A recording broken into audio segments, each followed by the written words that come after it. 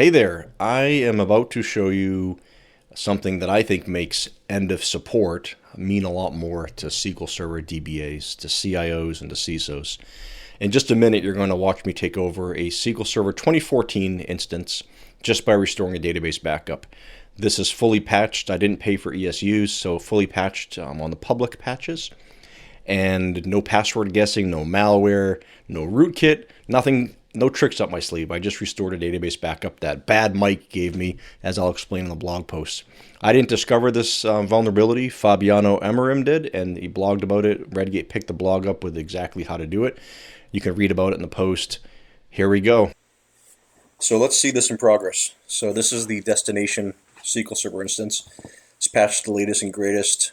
That login is not yet there, so I'm just looking to show who the sysadmins were here.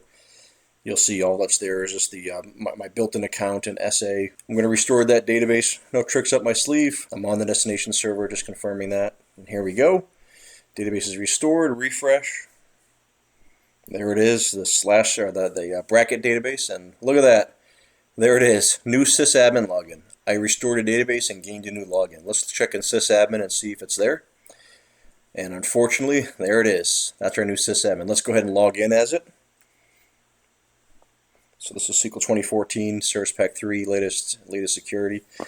Type in the login in. It's the one from the Redgate post, which is just complex password. I had to go look it up, so I paused the video for a second to look that up. Type in the password in.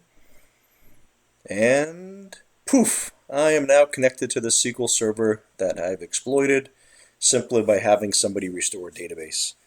It's a bit contrived of an example. I now am an SA. And there's my server name, vulnerability destination server. Here's the version, Service Pack 3, SQL 2014, the latest security. So that's it. It's a simple example of why you need to keep your SQL servers upgraded.